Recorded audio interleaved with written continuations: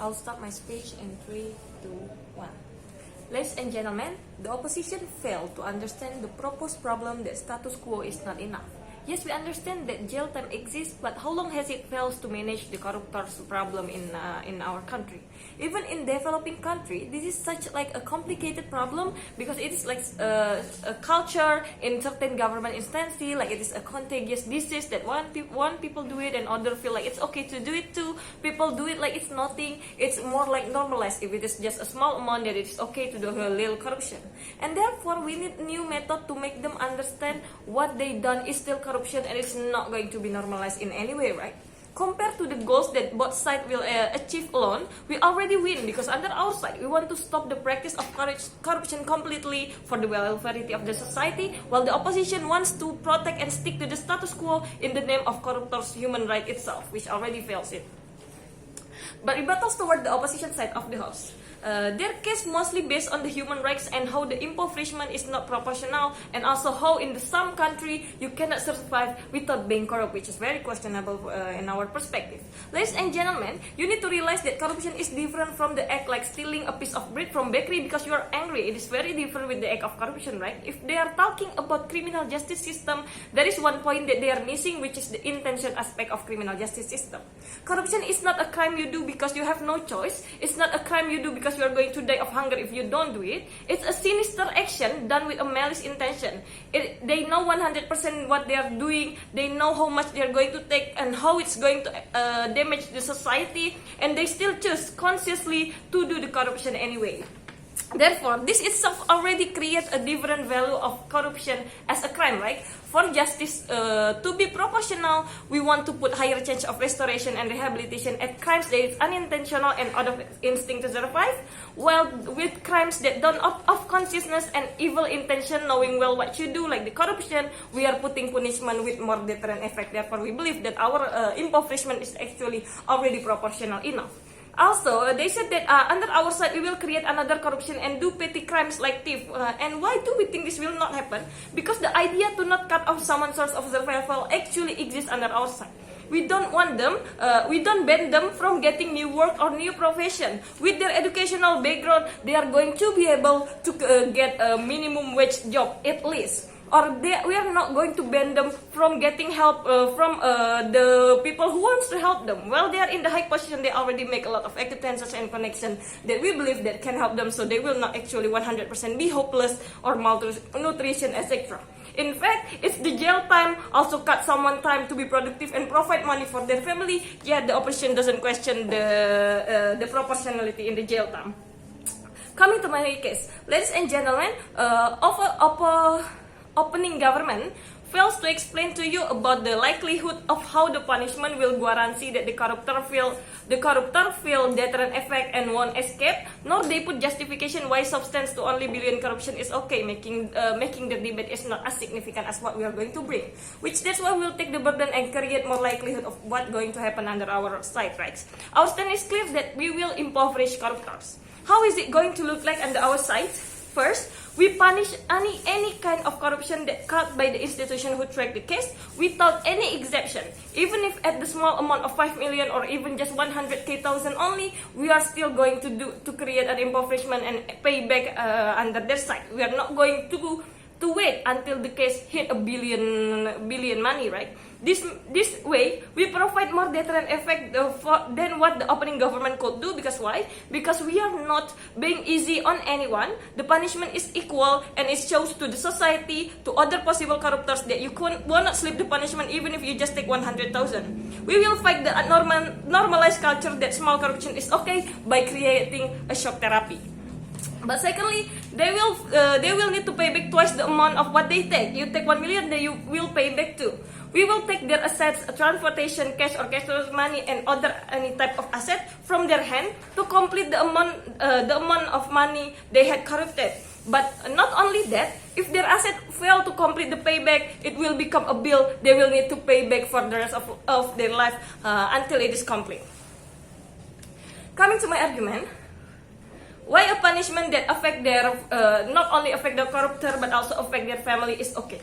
Opposition try to portray the people who also get impoverished by impoverishing the corruptor as innocent people that get stripped off from their life right. But we are seeing this differently, right? Because their family is not completely innocent people. They are people who benefit from the corrupt money that their family member got, and also they are people who have privileged life over the sacrifice of society suffering. They live a good life while the society live with poor condition and being slave to the small salary because of their family member corruption. They are making a lot of disadvantage at the risk of the society life. So simply, what we are doing by the impoverishment is not a form of stripping their human right, but a form of taking back the rights and lifestyle that they did not deserve in the very first place. It's about taking back the society right and putting it in the right place again, ladies and gentlemen. Which is why we don't see it as a form of abuse of human right in the very first place. And also, why under our side it will be better? It will be better because we erase the change of corruptor to do the same thing again. Under our side, this is how the impoverishment going to look like. They will not be able to be rich again for a short time because they'll need to live with gaji OMR or even under for a long time while paying the bills. In this process of working very hard and financially struggling, they will finally understand how it feels to be a common person who works for daily wages and yet the government not doing their job optimally, and instead just doing a corruption, making their daily life harder. They will realize the damage of what they have done to the society and also to the family. They are not achieving any welfare to the family by corruption, but instead they are doing the opposite direction. It will giving them time to reflect their sin, evaluate what should they have done and what should not do in the very first place. And compared to jail time, why even is that way is not working? The family. Compared to jail time, why even in status quo it is not working? Because even if they get in the jail time, their family is still living happily outside of the jail time, right, ladies and gentlemen? So they don't really feel any guilt to the family and they don't really feel any guilt to the society, because even in jail they can preserve a good room for jail and for a short period itself. Therefore, to win this debate, the opposition needs to prove why even after all that reason, jail time will still work anyway and solve the proposed problem. We beg to propose.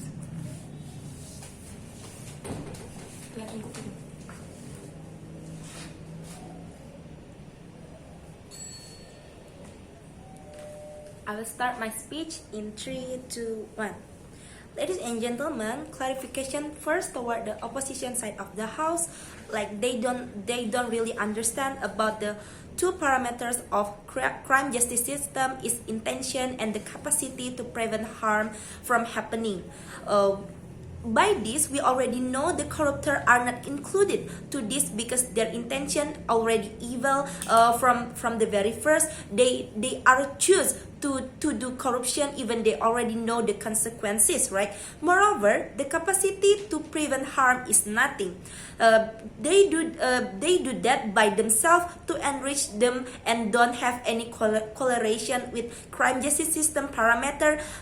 That's why rehabilitation is not needed in this debate. Therefore, opposition already left out from the very first place, right? We as a closing government, we are emphasize the parameter on how the violence is inevitable, because the corruption will create massive impact toward the state and society, right? We take away the thing not supposed to be us. We took fund for the healthcare, for the education, economy system, and harming every layer of society. The infrastructure that already expect by society that going to be broke because lacking of funding, because some of fund got corrupt by the corruptor, right? We think that this impact going to be worse when they are buy a cheap material, even the fund written in the proposal for a strong and expensive material. And when the infrastructure was done, it's not stay a long term because they are the infrastructure already fragile, because they use the cheap material, because they corrupt the money, right? Even worse, we will make people in danger because they when they are in the infrastructure, because we use the weak material. Therefore, the violence is inevitable. Therefore, we must impoverish corruptor. Before that, rebuttal toward the opposition side of the House. First, they said about jail and rehabilitation is enough. Ladies and gentlemen, we say no, right? Because there's no deterrent effect for them, and they will do repeatedly and took away state asset to enrich themselves again. Only by the impoverished corruptor we would see the deterrent effect. They will getting poor, and they will have a self-evaluation, right? They will redemption the way they have a lot of sin to take away others other right. They will learn from zero again how to be an honest people and reflect their bad behavior to be better. Not only that, it also be a shock therapy for everyone who want to commit crime such as corruption, right? They will get fear to be impoverished because they don't want to be poor. Shock therapy also useful for a lesson for everyone to be honest people and reflect themselves to be better. That's why impoverished corruptor is needed, and it is an effective solution that we need in the status quo. Even if jail and rehabilitation is enough, we think the impact is temporary. After they leave the jail and finish the rehabilitation, they still do corruption because there's no tangible impact toward them. They still have their money. Their body is still healthy and doesn't have a long-term impact toward them. Comparatively, under our side, the impact is long-term, right? And it will be a story for generation to generation, and take it as a lesson when the corruption is really as that bad. That's why we shouldn't do that, and we must impoverish the corruptor itself. And coming to my analysis, like which team that achieved the ideal justice.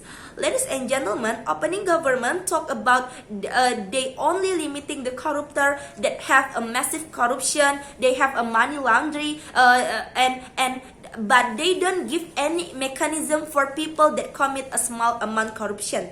Under our side, we are strictly do this for all of people who commit corruption, regardless how much amount money they corrupt, because crime is crime, right? No matter how much you steal, at the end it's not your right, and it's not your right to do that. Therefore, an ideal justice only happen under our side because it's equal and fair. And meanwhile, opening opposition said that violence of human right if we impoverish this corruptor. Ladies and gentlemen, imagine that we are sacrifice our all of society to the welfarity of the corruptor, the one who create the violence first, who take our right first. We think that it's morally right to punish them because they are the one who create this impact, right? Because if they don't do that, we don't feel this kind of impact, right? Because only under our closing government we provide both of actor in here. The corruptors still continue their life as a normal people, even if they are not as rich as before. They will reflect their mistake by this, and also state don't lose their money, and they could use this money to the right way to build the infrastructure, to have a better education, and create welfarity, and also fair justice, and we hope it could be a better future to our country, and we very proud to close this debate. Thank you.